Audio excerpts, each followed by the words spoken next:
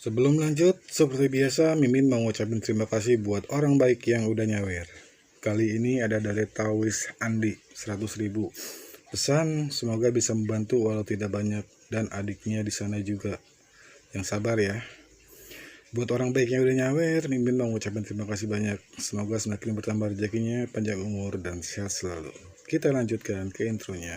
Ichikiwir. Kembali lagi bersama channel kita semua.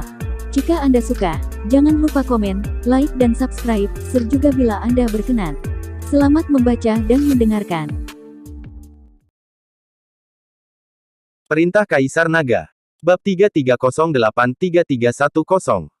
Melihat harimau merah perak yang tiba-tiba muncul, Penatua Fei tercengang, dan kemudian menatap pelindung gong. Apa yang terjadi? Bukankah monster-monster ini dikendalikan olehmu?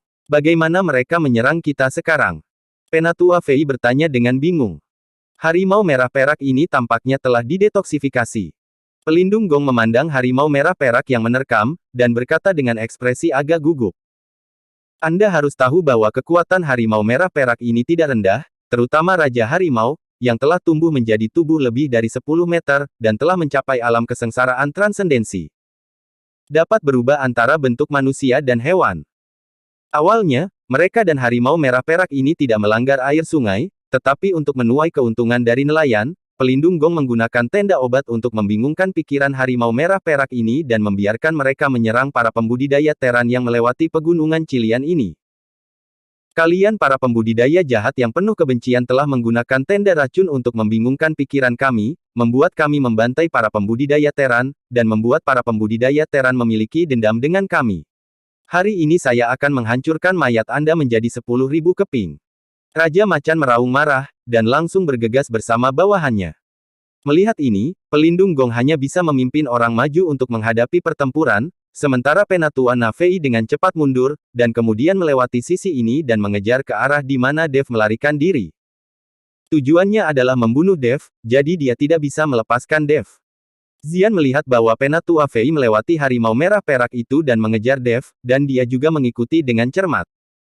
Dan pelindung gong itu sendiri memimpin orang-orang untuk bertarung dengan harimau merah perak. Raja Macan tiba-tiba memuntahkan api yang ganas, dan kembang api menyapu seperti gelombang laut, menutupi langit dan membakar banyak pohon.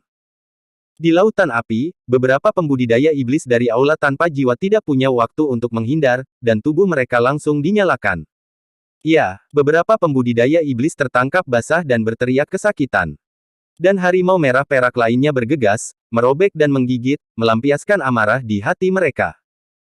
Pisau panjang di tangan pelindung gong, ki jahat dalam genggaman mulai melayang, dan suara siulan yang tak terbatas terdengar, dan kemudian daerah sekitarnya mulai dipenuhi dengan semburan kabut. Melihat ini, Raja Macan tahu bahwa orang ini mulai meracuni lagi, dan tiba-tiba meraung, membuat bawahannya mundur. Mereka telah menderita kehilangan akal karena obat ini, jadi tidak mungkin untuk menderita kerugian lagi. Pelindung gong menggunakan tenda racun untuk memaksa Raja Harimau mundur, melihat sekeliling, dan menemukan bahwa tidak ada bayangan Penatua Fei, hatinya tiba-tiba terkejut.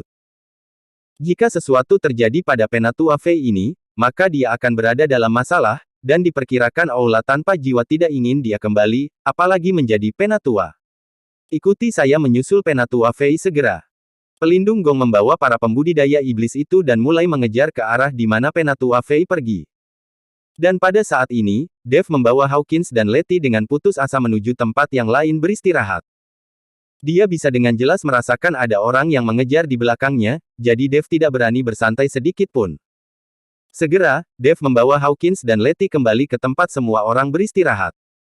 Melihat Hawkins dan Letty ditemukan kembali oleh Dev, semua orang buru-buru bangun. Bagaimanapun, Hawkins adalah pemimpinnya, dan tanpa dia, saya khawatir orang-orang ini tidak akan dapat mencapai wilayah selatan. Bos Kai, apakah kamu baik-baik saja? Kenapa Anda terlihat bahwa wajah Anda kurang istirahat? Tuan Miao hampir beristirahat saat ini, dan wajahnya jauh lebih cerah. Bajingan Zian itu berkolusi dengan para pembudidaya iblis dan menipu kita untuk berada di depan para pembudidaya iblis itu, tapi untungnya Tuan Chen muncul tepat waktu dan menyelamatkan saya dan anak perempuan saya. Hawkins berbicara, dan darah di mulutnya masih mengalir. Apa? Zian itu berani berkolusi dengan pembudidaya iblis? Terlalu kejam, keluarga Sikong itu juga bisa dianggap sebagai keluarga besar, aku tidak menyangka sampah semacam ini akan muncul. Saya sudah lama melihat bahwa gempa Sikong bukanlah hal yang baik. Ketika semua orang mendengar bahwa Zian telah berkolusi dengan pembudidaya iblis, mereka semua berkata dengan marah. Tuan Miao, bagaimana pemulihanmu sekarang? Dev memandang Tuan Miao dan bertanya. Aku telah pulih 90%, dan itu bukan masalah besar. Kata Tuan Miao.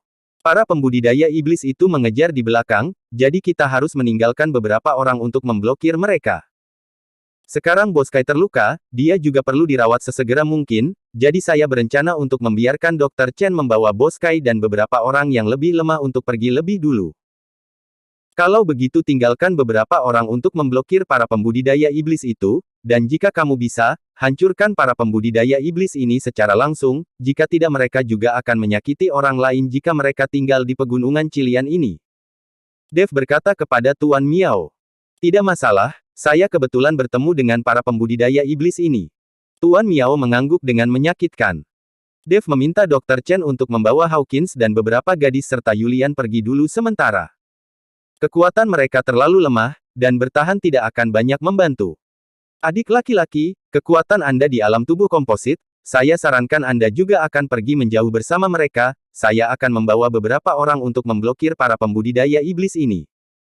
Jangan khawatir, saya pasti tidak akan berbelas kasihan kepada para pembudidaya iblis ini. Tuan Miao mengikuti Dev dan berkata, meskipun keterampilan medis Dev bagus, dia hanya memiliki kekuatan kelas 8 dari alam tubuh komposit, yang terlalu lemah untuk para pembudidaya yang telah melintasi alam kesengsaraan transendensi ini. Ada juga ahli alkimia di antara para pembudidaya iblis itu, yang mengetahui semua jenis teknik racun, kamu akan menderita kerugian ketika saatnya tiba, dan aku bisa tinggal untuk menghadapinya. Kata Dev. Begitu Tuan Miao mendengarnya, apa yang dikatakan Dev juga masuk akal, jadi dia tidak mengatakan apa-apa lagi. Segera, Penatua Fei mengejarnya, dan ketika dia melihat Dev dan Tuan Miao, dia tidak memiliki rasa takut sedikit pun. Hari ini saya datang khusus untuk membunuh Dev ini, dan orang lain yang tidak relevan lebih baik segera keluar, jika tidak jangan salahkan saya karena tidak sopan. Aura Penatua Fei dari peringkat ke-6 alam kesengsaraan transendensi meledak seketika, langsung membanjiri semua orang hingga terengah-engah. Huff, aura iblis kecil, itu benar-benar memalukan. Tuan Miao mendengus dingin, dan kemudian tubuhnya bergetar, dan aura dari kelas 6 yang sama pecah, melawan aura Penatua Fei. Mata Penatua Fei menyusut, dia tidak menyangka bahwa di antara orang-orang ini, ada orang yang setingkat dengan wilayahnya sendiri. Pada saat ini, wajah Penatua Fei menjadi sedikit jelek, tetapi dia tidak bingung. Saya seorang penatua kuil tanpa jiwa, jadi jika Anda ingin bergerak melawan saya, yang terbaik adalah berpikir jernih, Anda hanya tim sementara dengan bocah itu, tidak perlu bekerja keras untuknya. Penatua Fei menggunakan nama aula tanpa jiwa. Mendengar aula tanpa jiwa, banyak orang sedikit terkejut. Bukankah aula tanpa jiwa ini dihancurkan oleh Liga Penyegelan Iblis sejak lama, bagaimana mungkin masih ada orang dari aula tanpa jiwa? Aku belum pernah mendengar kabar dari aula tanpa jiwa selama bertahun-tahun, tapi aku tidak menyangka itu masih ada. Para pembudidaya iblis dari aula tanpa jiwa itu kejam, dan sekarang mereka telah dilahirkan kembali, saya khawatir banyak orang akan menderita. Semua orang berbisik, tetapi tidak ada yang memilih mundur. Pertama-tama, mereka adalah tim, dan mereka harus saling membantu untuk mencapai wilayah selatan dan bertahan hidup. Ada alasan lain, yaitu identitas Dev sebagai ahli pengobatan, jika bukan karena Dev, mereka akan tetap bingung dengan bius dari tenda obat dan saling membunuh sekarang. Jika Dev ada di tim, setidaknya mereka tidak perlu khawatir tentang kabut beracun atau cedera. Kurangi omong kosongmu, jika kamu ingin melakukannya, maka lakukanlah, jika kamu tidak berani melakukannya, kamu berguling dan pergilah. Tuan Miao tidak memberikan wajah Penatua Fei sedikit pun, dan berkata dengan tajam. Penatua Fei sedikit ragu-ragu, dia benar-benar tidak memiliki kepastian di hadapan orang-orang ini sendiri. Dan tidak jauh dari Penatua Fei, Zian bersembunyi di balik pohon besar, melihat situasi di depannya, dia merasa sedikit menyesal di dalam hatinya. Dia tidak menyangka bahwa tim yang hanya formasi sementara, semuanya akan mati-matian melindungi Dev. Segera, terdengar suara langkah kaki yang berisik, dan kemudian pelindung gong memimpin orang-orang untuk datang. Melihat bahwa pelindung gong telah tiba, Penatua Fei langsung memiliki kepercayaan diri. Serang mereka, pastikan untuk membunuh Dev itu. Setelah Penatua Fei selesai berbicara, dia segera melompat dan langsung pergi ke Dev, dan Tuan Miao langsung membalikkan tangannya dan pedang panjang muncul, dan langsung menghadapinya. Yang lain juga bergegas dan berkelahi. Pelindung gong itu memandang Dev, dan tiba-tiba melemparkan segenggam bubuk ke arah Dev. Dia tahu bahwa selama dia membunuh Dev, itu akan menjadi pencapaian besar. Melihat ini, Dev mencibir, tampak menghina, dan dengan lambaian pedang naga di tangannya, pedang itu menyapu, dan bubuk itu langsung terguncang. Wah, aku benar-benar tidak menyangka kamu memiliki kemampuan pemurnian seperti itu di usia yang begitu muda, dan level pil penawar racun yang kamu sempurnakan memang sangat baik. Tapi jika kamu menyinggung aula tanpa jiwa kami, maka hanya ada satu cara untuk mati. Kata pelindung gong, pisau panjang di tangannya sedikit bergetar, dan kemudian jejak kabut hitam muncul dari pisau panjang itu. Kabut hitam ini melayang ke udara, dan akhirnya mengembun menjadi ular berbisa, meludahkan bisa merah, ke arah Dev. Dev memandang pelindung gong itu, dan ekspresi wajahnya penuh dengan penghinaan. Orang ini adalah seorang alkemis, meskipun kekuatannya tidak lemah, tetapi dia sama sekali bukan kentut mata Dev. Dev memandang ular berbisa itu, pedang langsung memotong, pedang ini memotong dengan ratusan sinar pedang memotong tubuh ular beludak, langsung membuat ular berbisa itu berubah menjadi kabut hitam lagi. Hanya saja ketika pelindung gong melihat adegan ini, dia tidak memiliki kekhawatiran sedikit pun, tetapi seringai muncul di wajahnya. Saya melihat kabut hitam menyelimuti dari udara, langsung mengelilingi Dev di dalam. Hahaha, pegunungan Cilian ini tidak bisa terbang, tapi tidak ada cara untuk membatasi kabut beracun, jadi kabut beracun ini bisa berubah bentuk di udara, dan juga bisa melancarkan serangan dari udara. Pelindung gong tertawa. Dia telah berada di pegunungan Cilian ini selama bertahun-tahun, jadi dia sangat akrab dengan pegunungan Cilian dan juga menguasai beberapa tabu. Dev terbungkus kabut beracun itu, dan kabut beracun ini sepertinya adalah makhluk hidup, menembus setiap inci kulit Dev. Kabut beracunmu benar-benar hal yang baik. Dev perlahan berbicara. Sekarang kamu tahu betapa kuatnya kabut beracunku, tapi sayang sekali sudah terlambat, dan kamu pasti akan mati sebelum 3 napas. Pelindung gong berkata dengan percaya diri. Dev tidak berbicara, tetapi menjalankan teknik konsentrasi hati, dan tubuhnya mulai memurnikan kabut beracun itu. Teknik konsentrasi hari dapat memurnikan segalanya, apalagi kabut beracun ini. Pelindung gong memandangi kabut beracun di depannya, wajahnya penuh kegembiraan, dia hanya menunggu Dev mati, dia bisa membuat kesalahan. Tetapi setelah beberapa saat, pelindung gong tidak mendengar suara Dev, tetapi kabut beracun yang tebal mulai menjadi semakin tipis pada saat ini, dan pada akhirnya, sosok Dev dapat dilihat. Sosok Dev berdiri dengan tenang, seolah tidak keracunan. Pelindung gong mendekat dengan rasa ingin tahu, ingin melihat apakah Dev benar-benar telah diracuni. Tapi begitu dia mendekat, dia melihat pancaran cahaya pedang keluar dari kabut beracun itu. Pada saat ini, pelindung gong sedikit lengah, dan pedang itu langsung menebas bahu pelindung gong, dan saya melihat sebuah lengan dipotong oleh cahaya pedang. Apa, kamu bahkan tidak diracuni?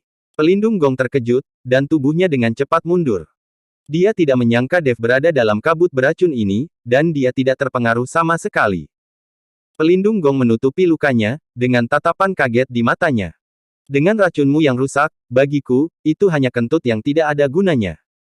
Di depan pelindung gong, Dev tiba-tiba membuka mulutnya, dan benar-benar menghirup semua kabut beracun yang tersisa ke dalam tubuhnya. Kamu. Pelindung gong membeku, dia tidak mengerti bahwa Dev hanyalah seorang kultivator alam tubuh komposit, bahkan jika dia adalah seorang ahli pengobatan, dia tidak bisa terkalahkan. Kabut beracun yang dia sempurnakan ini sangat beracun, tapi Dev berani menghirupnya langsung ke tubuhnya. Ini benar-benar keterlaluan. Bersambung.